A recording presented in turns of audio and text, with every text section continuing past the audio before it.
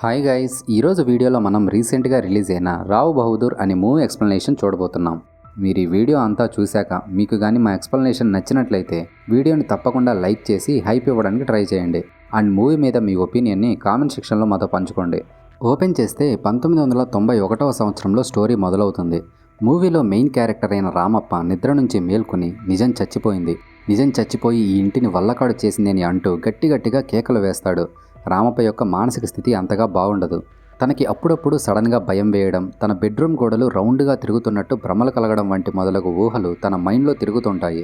రామప్పకి 2 కొడుకులు, పెద్దవాడు లవణ, చిన్నవాడు కుసుమ. ఈ కుసుమ తన చిన్న వయసులోనే చనిపోతాడు. రామప్ప యొక్క భార్య గురించి మనం తర్వాత తెలుసుకుందాం. నిద్ర నుంచి మేల్కొన్న రామప్పకి తన బెడ్రూమ్ గోడలు రౌండ్గా తిరుగుతున్నట్టు కనిపించడంతో రామప్పకి ఒక్కసారిగా భయం వేస్తుంది. ఆ భయంలో తను పొరపాటున కింద పడి స్పృహ కోల్పోతాడు. ఇంట్లో పనిచేస్తున్న అచ్చమ్మ రామప్పని గమనించి గట్టిగా కేక వేస్తుంది. దాంతో లవణ వెంటనే డాక్టర్ ఆచారికి ఫోన్ చేసి తనని వీలైనంత త్వరగా ఇంటికి రమ్మంటాడు. ఈ ఆచారి రామప్ప యొక్క క్లోజ్ ఫ్రెండ్ అనమాట. కట్ చేస్తే ఆచారి రామప్ప దగ్గరికి వచ్చి, నువ్వు ఒకసారి నాతో పాటు సైకియాట్రిస్ట్ దగ్గరికి రావాలని అంటాడు. నాకేమైనా పిచ్చా? నేను బాగానే ఉన్నాగా, నేను రాను అని రామప్ప గట్టిగా అరుస్తాడు. సరే రాకు, కనీసం క్యాన్సర్ డాక్టర్ దగ్గరికైనా ఒకసారి వెళ్ళొద్దామని ఆచారి రిక్వెస్ట్ చేస్తాడు. వాడి దగ్గరికి ఎందుకు, డబ్బులు దండగా. సంవత్సరం క్రితం నేను 4 నెలల్లో చనిపోతానని చెప్పాడు. కానీ నేనేమైనా చచ్చానా, ఇంకా బతికే ఉన్నాగా అని రామప్ప అంటాడు.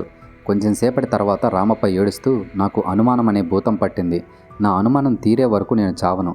DNA టెస్ట్ చేసి ఎవరికి పుట్టారో చెప్తారంట కదా. కాబట్టి నా రక్తం తీసుకుని ఆ కుసుమగాడు నాకు పుట్టాడో లేదో నిజం చెప్పు అని రామప్ప తన చేతిని కొరుక్కుంటాడు. ఆచారి తనని ఆపి, DNA టెస్ట్కి నీ రక్తం మాత్రమే ఉంటే సరిపోదు, కుసుమ రక్తం కూడా కావాలి. 8 సంవత్సరాల క్రితం చనిపోయిన కుసుమ నుంచి రక్తం ఎలా తీసుకొస్తావు? ఒకవేళ రక్తం కాకపోయినా కుసుమ బాడీలోంచి ఏదో ఒక భాగం కావాలి. కాబట్టి ఇవన్నీ అయ్యే పనులు కాదు. మర్యాదగా నాతో పాటు సైకియాట్రిస్ట్ దగ్గరికి వచ్చి ఒకసారి చెకప్ చేయించుకో అని అంటాడు. అప్పుడే రామప్ప మెదడులో ఒక ఆలోచన కలిగి, సరే ఇక నువ్వు వెళ్ళు అని ఆచారితో అంటాడు. ఆచారి రామప్ప దగ్గర నుంచి మరో గది వద్దకు వెళ్తాడు. అందులో రామప్ప భార్య ఉంటుంది. తను గత కొన్ని సంవత్సరాలుగా అదే గదిలో నివసిస్తూ అందులోంచి బయటికి రావడమే మానేస్తుంది. ఆచారి ఆమెతో మాట్లాడుతూ, వాడు చావు బ్రతుకుల మధ్య కొట్టుమిట్టాడుతున్నాడు. ఇప్పటికైనా నువ్వు వాడితో మాట్లాడితే వాడి ఆరోగ్యం కాస్త కుదుటపడుద్దని అంటాడు. కానీ ఆమె మాత్రం తనకి ఎటువంటి సమాధానం చెప్పకుండా మౌనంగా ఉంటుంది. తండ్రిని చూస్తేనేమో పిచ్చి పట్టినట్టుగా బిహేవ్ చేస్తుండడం, తల్లిని చూస్తేనేమో మౌనంగా ఒక గదిలో బందీగా ఉండడం. గత కొన్ని సంవత్సరాలుగా ఇవన్నీ చూసి లవణకి విసుగొస్తుంది. ఇంకా ఇక్కడే ఉంటే తన జీవితం కూడా పనికిరాకుండా పోయిద్దని లవణ అమెరికాకి వెళ్లేందుకు వీసాకి అప్లై చేస్తాడు. ఇలా ఒక్కొక్కరు ఒక్కోలా బిహేవ్ చేస్తున్న ఈ ఇంటి మొత్తాన్ని అచ్చమ్మే జాగ్రత్తగా చూసుకుంటుంటుంది. ఎవరెవరికి ఏ టైంకి ఏం కావాలో అచ్చమ్మకి బాగా తెలుసు. DNA టెస్ట్ కోసం కుసుమ యొక్క రక్తం అందుబాటులో లేదు కదా. సో రామప్ప కుసుమ యొక్క బెడ్రూమ్లోకి వెళ్ళి వాడికి సంబంధించిన వెంట్రుకల కోసం, గోర్ల కోసం రూమ్ మొత్తం వెతుకుతాడు. But no use. DNA టెస్ట్కి ఉపయోగపడే ఎటువంటి వస్తువులు రామప్పకి లభించవు. అసలు రామప్ప యొక్క సమస్య ఏంటంటే, పెద్ద కొడుకు లవణ మాత్రమే తన సొంత బిడ్డ, చిన్న కొడుకు కుసుమ మాత్రం తనకి పుట్టలేదు అని రామప్ప బలంగా నమ్ముతాడు. తనకి వచ్చిన అనుమానం నిజమో కాదో తెలుసుకునేందుకు రామప్ప చాలా ప్రయత్నాలు చేస్తాడు. ఆ అనుమానమే ఒక భూతంలా మారి రామప్ప ఇలా పిచ్చి పట్టినట్టుగా బిహేవ్ చేస్తుంటాడు. అసలు ఈ రామప్ప యొక్క స్టోరీ ఏంటో మనం మొదటి నుంచి తెలుసుకుందాం. ఇప్పుడు స్టోరీ కొన్ని సంవత్సరాలు వెనక్కి వెళ్తుంది. రామప్ప నాన్న పేరు సిద్ధప్ప, అమ్మ పేరు వసుధ. రామప్పకి జన్మనిచ్చిన మరుక్షణమే వసుధ చనిపోతుంది. అప్పటి నుంచి సిద్ధప్పే రామప్పని పెంచి పెద్ద చేస్తాడు. రామప్ప పెద్దవాడైన తర్వాత ఇల్లు వదిలి దేశ సంచారం మొదలు పెడతాడు. నచ్చిన దేశానికి వెళ్తూ నచ్చిన వాళ్ళతో ఎంజాయ్ చేస్తూ రామప్ప హ్యాపీగా తన జీవితాన్ని గడుపుతుంటాడు. కొన్ని సంవత్సరాల తర్వాత సిద్ధప్ప అనారోగ్యంతో కోమాలోకి వెళ్తాడు. సో ఆచారి 2 నెలలు కష్టపడి రామప్ప ఎక్కడున్నాడో కనిపెట్టి తనని వెంటనే ఇంటికి రప్పిస్తాడు. అలాగే సిద్ధప్పని చూసుకునేందుకు రేణుక అనే నర్సుని కూడా ఆచారి అపాయింట్ చేస్తాడు. 5 సంవత్సరాల తర్వాత రామప్ప తన నాన్నని చూడడం ఇదే మొదటిసారి. ఇన్ని సంవత్సరాల తర్వాత తన నాన్నని ఇలాంటి సిచ్యువేషన్లో చూసి రామప్ప చాలా బాధపడతాడు. మరుసటి రోజు ఉదయం ఆచారి రామప్పతో మాట్లాడుతూ, నువ్వేమో పెళ్ళి పిల్లలు అవసరం లేదని దేశం పట్టుకుపోయావు. వంశాన్ని ముందుకు తీసుకెళ్లే వారసుడు లేడని మీ నాన్న మానసికంగా బాగా కుంగిపోయాడు. అలా అనారోగ్యంతో 6 నెలలుగా కోమాలోనే ఉన్నాడు. ఇక మీ నాన్న కోలుకుంటాడని నాకు నమ్మకం లేదు. మీ నాన్న చనిపోతే మీ ఎస్టేట్ని కాజేసేందుకు మీ వాళ్ళే చాలామంది రెడీగా ఉన్నారని అంటాడు. అదే సమయంలో రేణుక వాళ్ళిద్దరికీ కాఫీ తీసుకొస్తుంది. రేణుక అందరితో ఈజీగా కలిసిపోతూ చాలా చలాకీగా ఉంటుంది. సో రేణుక యొక్క క్యారెక్టర్ రామప్పకి బాగా నచ్చుతుంది. రేణుక ఒక పక్క సిద్ధప్పని జాగ్రత్తగా చూసుకుంటూ తమ సొంత మనిషిలా మారిపోతుంది. రోజులు గడిచే కొద్దీ రామప్ప రేణుకల మధ్య క్లోజ్నెస్ కూడా బాగా పెరిగిపోద్ది. రామప్ప వంశంలోని మగవాళ్ళందరికీ ఒక అలవాటు ఉంటుంది. తమ వంశ గౌరవాన్ని చాటేందుకు తన పూర్వీకులందరూ ఛాతీ మీద కుడి చేతిని గర్వంగా పెట్టుకుంటారు. సో సిద్ధప్ప కోమాలో ఉన్నప్పటికీ తన కుడి చేయి ఆటోమేటిక్గా ఛాతీ మీదకు వెళ్తుంటుంది. అది చూసి రామప్ప, రేణుక ఆశ్చర్యపోతారు. కట్ చేస్తే కొన్ని రోజుల తర్వాత సిద్ధప్ప చనిపోతాడు. దాంతో ఇక అక్కడి నుంచి వెళ్ళిపోయేందుకు రేణుక తన బట్టల్ని సర్దుకుంటుంటుంది. అప్పుడు రామప్ప తనతో పర్సనల్గా మాట్లాడేందుకు తనని ఎస్టేట్లోని కొలను వద్దకు తీసుకెళ్తాడు. నిజానికి రామప్పకి నీళ్ళంటే చాలా భయం. అయినా సరే తను ధైర్యం చేసి రేణుకని కొలంలోనికి తీసుకెళ్తాడు. ఆ కొలనంటే రామప్ప తల్లిదండ్రులకు కూడా చాలా ఇష్టం. అలాగే రేణుకకి కూడా ఆ కొలను చాలా బాగా నచ్చుద్ది. సో తన ప్రేమ గురించి చెప్పేందుకు రామప్ప రేణుకని ఆ కొలంలోనికి తీసుకెళ్తాడు. రేణుక తమ దగ్గరున్న కొద్ది రోజుల కాలంలోనే రామప్పకి తన మీద ప్రేమ కలిగిద్ది. సో రామప్ప ఆమెతో మాట్లాడుతూ, నాకెప్పుడు పెళ్లి చేసుకోవాలన్న ఆలోచన కలగలేదు, కానీ నిన్ను చూసిన తర్వాత నా ఆలోచన మారింది. నువ్వంటే నాకు చాలా ఇష్టం, నేను కూడా నీకు ఇష్టమైతే మనమిద్దరం పెళ్లి చేసుకుందామని అంటాడు. కానీ రేణుక మాత్రం నాకు మీ మీద అటువంటి ఆలోచనలు ఏమీ కలగలేదు, నేను ఆల్రెడీ వేరే వ్యక్తితో ప్రేమలో ఉన్నా అని అంటది. అది విని రామప్ప షాక్ అయిపోతాడు. ఉన్నట్టుండి సడన్గా వర్షం మొదలవుద్ది. రామప్పకి నీళ్ళంటే భయం కదా, సో వర్షపు చినుకులు తన మీద పడడంతో రామప్పకి భయం మొదలై వెంటనే ఒడ్డుకు తీసుకెళ్ళు అని గట్టిగట్టిగా కేకలు వేస్తాడు. రేణుక వేగంగా పడవని నడుపుతూ రామప్పని కొలంలోంచి ఒడ్డుకు తీసుకొస్తుంది. కట్ చేస్తే నెల రోజులు గడిచిపోతాయి. రేణుక తన దగ్గర నుంచి వెళ్ళిపోయినప్పటికీ రామప్ప ఇంకా తన గురించే ఆలోచిస్తుంటాడు. ఇంకా ఇలా ఆలోచిస్తూ కూర్చుంటే ఉపయోగం లేదని రామప్ప తన ఎస్టేట్ వదిలి దేశాల పట్టుకు వెళ్ళిపోయేందుకు డిసైడ్ అవుతాడు. తను గనక ఎవరిని పెళ్లి చేసుకోకుండా దేశాల పట్టుకు తిరిగితే తమ వంశం అంతటితో అంతరించిపోద్దని పూర్వీకులందరూ కంగారు పడిపోతారు. సో పూర్వీకులందరూ రామప్ప యొక్క కలలోకి వచ్చి తను రేణుకని పెళ్లి చేసుకునే విధంగా ఆలోచనల్ని మారుస్తారు. దాంతో దేశాలు పట్టుకుపోయే ఆలోచనల్ని పక్కన పెట్టి రామప్ప డైరెక్ట్గా ఆచార్య యొక్క హాస్పిటల్కి వెళ్తాడు. తీరా చూస్తే రేణుక మాట వినడం లేదని ఆచార్య తనని ఉద్యోగంలోంచి తీసేసి ఉంటాడు. ప్రస్తుతం తను ఎక్కడుందో ఎవ్వరికీ తెలియదు. త్వరగా వారసుని దించాలి, రేణుక ఎక్కడుందో కనిపెట్టి తనని నాతో పెళ్లికి ఒప్పించు, లేదంటే ప్రతి గడప దున్నేస్తా అని రామప్ప అంటాడు. తన మాటలు విని ఆచార్య షాక్ అయిపోతాడు. కట్ చేస్తే స్టోరీ ప్రజెంట్కి వస్తుంది. అచ్చమ్మ దగ్గర నుంచి ఫోన్ రావడంతో ఆచార్య వెంటనే రామప్ప దగ్గరికి వస్తాడు. ఆ సమయంలో రామప్ప గాంధీ అనే వ్యక్తితో మాట్లాడుతుంటాడు. కానీ నిజానికి అక్కడ రామప్ప తప్ప ఎవరూ ఉండరు. రామప్ప ఇలా లేని వాళ్ళని ఉన్నట్టుగా ఊహించుకొని మాట్లాడడం ఇదేమీ మొదటిసారి కాదు. సో ఆచార్య తన బిహేవియర్ని లైట్ తీసుకుంటాడు. రామప్ప ఆచార్యతో మాట్లాడుతూ, డిఎన్ఏ టెస్ట్కి రక్తం లేకపోయినా కుసుమ బాడీలోంచి ఏదో ఒక భాగం కావాలి అన్నావుగా, అందుకే ఇవన్నీ సేకరించా అని ఒక పన్నుని, పక్కటెముకని, ఒక వేలుని చూపిస్తాడు. ఆచార్య వాటిని చూసి షాక్ అయిపోయి, అరే ఏం చేసావురా అని అంటాడు. అసలు ఏం జరిగిద్దంటే కొన్ని రోజుల క్రితం రామప్ప కుసుమ గురించే ఆలోచిస్తూ నిద్రలోకి జారుకోగా కుసుమ తన కల్లోకి వస్తాడు. కుసుమ తనతో మాట్లాడుతూ, నీకు నా శరీరంలోంచి ఏదో ఒక భాగం కావాలిగా, అందుకే నీకు సహాయం చేసేందుకే వచ్చా, నీకు కావాల్సినవి ఎలా ఇవ్వాలో నాకు తెలుసు అని అంటాడు. అవునా, నువ్వు కానీ నాకు సహాయం చేస్తే నీకు మకరానా మార్బుల్తో సమాధి కట్టిస్తా అని రామప్ప అంటాడు. సరే నాతో రా అని కుసుమ తనని పూర్వీకుల ఫోటోల వద్దకు తీసుకెళ్తాడు. కుసుమ తనకి ఆ ఫోటోలను చూపించి, వీళ్ళందరికీ ఉన్నది నాకు లేనిది ఏంటో కనిపెట్టు, ఈ ప్రశ్నకు నీకు సమాధానం దొరికితే నీకు నా వస్తువులు దొరికినట్టే అని చెప్పి కుసుమ మాయమైపోతాడు. మరుసటి రోజు ఉదయం రామప్ప ఏడుస్తూ, మన వంశంలో ఎవరైనా చనిపోతే వాళ్ళకి తలపాగా పెట్టి ఊరేగింపుగా కార్యం జరిపిస్తాం కదా, కానీ కుసుమకి ఊరేగింపు కాదు కదా, కనీసం తలపాగా కూడా పెట్టలేదని కుసుమ నా కల్లోకి వచ్చి రాత్రంతా ఏడ్చాడు. కాబట్టి తనకి తలపాగా పెట్టి తన ఆఖరి కోరిక తీరుద్దామని లవణతో అంటాడు. కుసుమ చనిపోయి 8 సంవత్సరాలైంది, ఇప్పుడు తనకి తలపాగా పెట్టడమేంటి, నీ పిచ్చి పిచ్చి కలలతో మమ్మల్ని చంపకు అని లవణ సీరియస్ అవుతాడు. నువ్వు తీర్చకపోతేనేం, నా కొడుకు ఆఖరి కోరిక నేనే తీరుస్తా, నీకు మొదటి నుంచి కుసుమ మీద అసూయ ఎక్కువ, నీ సూటిపోటి మాటల వల్లే తను చనిపోయాడు అని రామప్ప లవణ మీద రివర్స్ అవుతాడు. మీరు ఇక్కడి వరకు వీడియోని కంటిన్యూ చేస్తూ చూశారంటే మీరు ఈ వీడియో వల్ల కాస్తన్నా ఎంటర్టైన్ అయ్యారని మేము ఫీల్ అవుతున్నాం. సో ఇక్కడి వరకు వీడియోని కంటిన్యూ చేస్తూ చూసిన వాళ్ళు తప్పకుండా వీడియోని లైక్ చేసి హైప్ చేయండి. కట్ చేస్తే రామప్ప కొంతమంది మనుషుల చేత కుసుమ సమాధిని తవ్విస్తాడు. ఇక్కడ కుసుమకి తలపాగా పెట్టడం అనేది రామప్ప యొక్క ఉద్దేశం కాదు. తనకి తలపాగా పెట్టేందుకు అన్న వంకతో రామప్ప తన అస్థిపంజరం దగ్గరికి వెళ్ళి ఎవరికీ తెలియకుండా ఒక పంటిని, పక్కటెముకని, చిటికన వేలిని రామప్ప తీసుకుంటాడు. దానికి బదులుగా రామప్ప కుసుమ సమాధిని మకరానా మార్బుల్తో కట్టిస్తాడు. రామప్ప ఆచార్యతో మాట్లాడుతూ, ఒకటి కాదు 3 వస్తువులు సేకరించా, వీటిని తీసుకెళ్లి డిఎన్ఏ టెస్ట్ చేయించు అని అంటాడు. ఏంట్రా నువ్వు చేసిన పని అని ఆచారి రామప్పపై చేయి చేసుకుంటాడు. డిఎన్ఏ టెస్ట్ అంటే మామూలు విషయం కాదు, దానికి పోలీసులు, లాయర్లు అంటూ పెద్ద తతంగమే ఉంది. ఏదైనా క్రిమినల్ కేసు దర్యాప్తుకి పోలీసులు కోర్టు నుంచి పర్మిషన్ తీసుకుంటే గానీ టెస్టులు చేయరు. కాబట్టి నా మాట విని ఈ పిచ్చి ఆలోచన మానుకో అని ఆచారి కోప్పడతాడు. నువ్వు నాపై ఎందుకు చేయి చేసుకున్నావో, వాడి సమాధిని తవ్వి వస్తువుల్ని బయటికి తీస్తే నువ్వెందుకు సీరియస్ అయ్యావో నాకు ఇప్పుడే అర్థమైంది. నువ్వేగా వాడి నాన్నవి, నీకు రేణుకకు పుట్టిన బిడ్డేగా ఆ కుసుమ. డిఎన్ఏ టెస్ట్ చేయిస్తే ఈ నిజం నాకు తెలిసిపోద్దనే నువ్వు డిఎన్ఏ టెస్ట్కి ఒప్పుకోవడం లేదు కదా. నా పక్కనే ఉంటూ నన్నింతలా మోసం చేస్తావా అని రామప్ప గట్టిగా కేకలు వేస్తూ హఠాత్తుగా స్పృహ కోల్పోతాడు. తన కేకల్ని విన్న లవణ కూడా అదే నిజమని నమ్మి ఆచారి మీద కోపం పెంచుకుంటాడు. డాక్టర్ రామప్పని చెకప్ చేసి తన బాడీ పార్ట్స్ ఒక్కొక్కటిగా పాడైపోతున్నాయి. మ్యాక్సిమం ఇంకో 2 రోజులు మాత్రమే తను బ్రతకగలడు.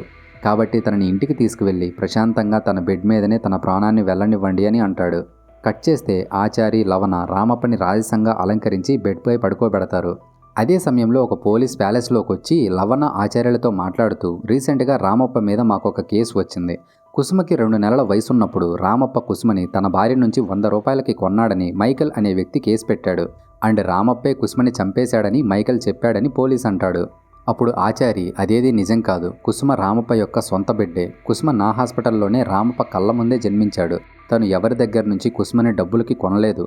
ఎవరో డబ్బుల కోసమే ఇలా తప్పుడు కేసు పెట్టినట్టుందని అంటాడు. కుసుమని మా నాన్న చంపలేదు. తను మా నాన్న కళ్ళ ముందే కొలంలో పడి చనిపోయాడు. కానీ తను నిజంగా మా నాన్నకే పుట్టాడో లేదో అని నాకు చిన్నప్పటి నుంచి డౌట్ ఉందని లవణ అంటాడు. ఇప్పుడు స్టోరీ కొన్ని సంవత్సరాలు వెనక్కి వెళ్తుంది. లవణ పుట్టిన కొన్ని సంవత్సరాలకి రేణుక కుసుమకి జన్మనిస్తుంది. కాకపోతే కుసుమ యొక్క స్కిన్ కలర్ చాలా నల్లగా ఉంటుంది. రామప్ప, రేణుకలు నలుపు రంగు కాదు. కానీ కుసుమ మాత్రం నల్లగా పుట్టడంతో అసలు ఈ పిల్లాడు రామప్పకే పుట్టాడా అని తన బంధువులందరికీ రేణుక మీద డౌట్ వస్తుంది.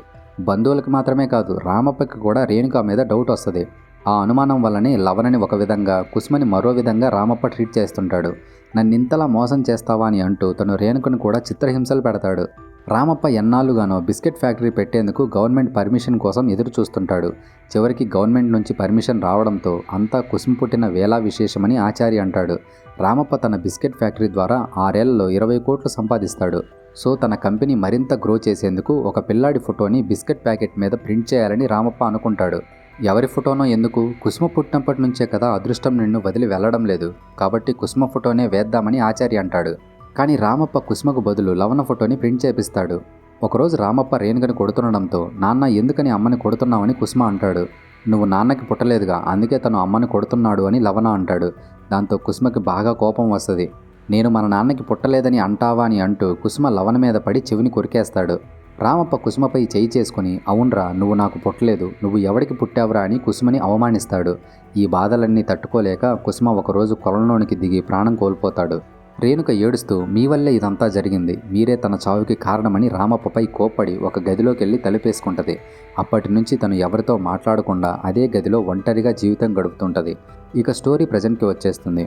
మా నాన్న నిజంగానే కుసుమని వేరే వాళ్ళ నుంచి డబ్బులకి కొనుంటే తన్నెందుకు అనుమానంతో మా అమ్మని చిత్రహింసలు పెడతాడు? ఏదేమైనా ఇప్పటికైనా నిజం తేలాలి. ఆ కుసుమ మా నాన్నకే పుట్టాడో, లేదా మైకేల్కి పుట్టాడో, లేదా ఇంకెవరికైనా పుట్టాడో నిజం బయటపడాలని లవణ అంటాడు. ఆచారి లవణపై చేయి చేసుకుని, మీ నాన్నలాగా ఇప్పుడు నువ్వు కూడా తయారయ్యావా? కుసుమ నిజంగా రామప్పకే పుట్టాడు, తను ఎవరి దగ్గర నుండి కుసుమని కొనలేదని సీరియస్ అవుతాడు. సరిగ్గా అప్పుడే అచ్చమ్మ గట్టిగా కేక వేస్తుంది. ఏమైందో అని కంగారుగా పరిగెత్తుకుని వెళ్ళి చూడగా రామప్ప కుర్చీలో కూర్చొని మందు తాగుతుంటాడు. అది చూసి అందరూ షాక్ అయిపోతారు. కట్ చేస్తే మైకేల్ తన మీద పెట్టిన కేసు గురించి పోలీస్ రామప్పకి చెప్తాడు. ఇప్పుడు కుసుమ మైకేల్ యొక్క బిడ్డే అని రామప్ప ఒప్పుకుంటే, రామప్ప కుసుమని చంపాడని మైకేల్ ఆల్రెడీ కేసు పెట్టాడు కాబట్టి ఆ కేసు కోర్టుకు వెళ్తుంది. ఒకవేళ రామప్ప నిజంగా కుసుమని చంపాడని రుజువైతే రామప్పకి యావజ్జీవ కారాగార శిక్ష కానీ ఉరిశిక్ష కానీ అమలవుద్ది. కుసుమ మైకేల్ యొక్క బిడ్డ కాదని రామప్ప అడ్డం తిరిగితే పోలీసులు DNA టెస్ట్ చేసి కుసుమ ఎవరి బిడ్డో నిజం బయటికి తీస్తారు. ఒకవేళ కుసుమకి తండ్రి రామప్పే అయినప్పటికీ రామప్పే కుసుమని చంపేశాడని రుజువైతే రామప్పకి శిక్ష తప్పదు. తనకి కావాల్సింది కూడా DNA పరీక్ష జరగడమే కదా. సో కుసుమ నా రక్తం పంచుకుని పుట్టిన నా సొంత బిడ్డ అని రామప్ప అడ్డం దొరుకుతాడు. DNA టెస్ట్ త్వరగా పూర్తయ్యేందుకు రామప్ప తన దగ్గర ఉన్న కుసుమ యొక్క పక్కటెముకని, చిటికన వేలుని అండ్ పంటిని పోలీస్కి ఇస్తాడు. పోలీస్ వాటిని చూసి షాక్ అయ్యి, అసలు ఇవన్నీ మీ దగ్గర ఎలా ఉన్నాయని అడుగుతాడు. పోయిన వారం కుసుమ సమాధికి పూజ చేయించా, అప్పుడు కుసుమకి గుర్తుగా నేనే వీటిని తీసుకున్నా అని రామప్ప అంటాడు. ఈ శాంపిల్స్ కుసుమవే అనడానికి ఎలాంటి రుజువు లేదు కాబట్టి మేమే ఫోరెన్సిక్ వాళ్ళతో వచ్చి మా పద్ధతి ప్రకారం కుసుమ శాంపిల్స్ తీసుకుంటామని పోలీస్ అంటాడు. కట్ చేస్తే పోలీస్ ఫోరెన్సిక్ వాళ్ళతో వచ్చి కుసుమ యొక్క శాంపిల్స్ తీసుకుంటారు. ఇంకో 2 వారాల్లో DNA టెస్ట్ రిజల్ట్స్ వస్తాయి. ఇన్ని సంవత్సరాలుగా ఎదురు చూస్తున్న తన ప్రశ్నకి సమాధానం మరో 2 వారాల్లో బయటపడబోతుందని రామప్ప చాలా హ్యాపీగా ఫీల్ అవుతాడు. అలా తను బెడ్ మీద పడుకుని ఉలుకు పలుకు లేకుండా విగ్రహంలా స్టక్ అవుతాడు. అలాగని తనేమీ చనిపోలేదు, తను ఇంకా ప్రాణాలతోనే ఉంటాడు. కట్ చేస్తే 2 వారాల తర్వాత రామప్ప దర్జాగా రెడీ అయ్యి కోర్టుకు వస్తాడు. ముందు రోజు రాత్రి ఆచారి పోలీస్తో మాట్లాడుతూ, రేపు కోర్టులో కుసుమ రామప్ప యొక్క బిడ్డే అని రిజల్ట్ రావచ్చు, రాకపోవచ్చు, కానీ కుసుమ మైకేల్ యొక్క బిడ్డ అని పక్కాగా రాదు. ఎందుకంటే మైకేల్ చేత కేసు పెట్టించింది నేనే. రామప్పకి నా మీద కలిగిన అనుమానం పోవాలంటే ఖచ్చితంగా DNA టెస్ట్ జరగాలి. DNA టెస్ట్ జరగాలంటే కేసు అవ్వాలి. అందుకే మైకేల్ చేత కేసు పెట్టించా అని ఆచారి పోలీసులకి డబ్బులు ఇస్తాడు. కట్ చేస్తే కుసుమని ఎవరూ చంపలేదు, తనే ఆత్మహత్య చేసుకున్నాడని కోర్టు తీర్మానిస్తుంది. అలాగే DNA టెస్ట్ రిజల్ట్స్లో కుసుమకి తండ్రి రామప్పే అని 99.9% ప్రూవ్ అవుద్ది.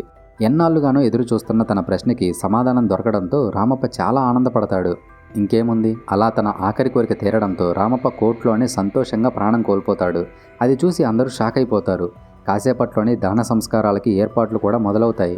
కుటుంబ సభ్యులు ఒక్కొక్కరిగా మృతదేహం దగ్గరికి వెళ్ళి ఆయన బతుకున్నప్పుడు ఎలా పిలుస్తారో అలా 3 సార్లు పిలిచి చివరిగా ఏదైనా చెప్పుకోవాలంటే చెప్పుకోండి అని పూజారి అంటాడు. సో లవణ, అచ్చమ్మ అలా ఒక్కొక్కరిగా రామప్ప దగ్గరికి వెళ్ళి తన చెవిలో చివరిసారిగా మాట్లాడతారు. రేణుక కూడా ఏడుస్తూ రామప్ప దగ్గరికి వచ్చి, దయచేసి నన్ను క్షమించండి, నేను మీ దగ్గర ఒక నిజం దాచాను, లవణ మీ కొడుకు కాదు అని అంటది. అలాగే ఆచారి కూడా రామప్ప దగ్గరికి వచ్చి, నేను నీకు నిజం చెప్పాలి, నువ్వు మీ నాన్నకి పుట్టలేదు అని అంటాడు. అసలు విషయం ఏంటంటే రామప్ప రేణుకకి ప్రపోజ్ చేసినప్పుడు తను ఆల్రెడీ వేరే వ్యక్తిని ప్రేమిస్తుందని చెప్పింది కదా. రేణుక ఆ వ్యక్తి వల్ల ప్రెగ్నెంట్ అవుద్ది.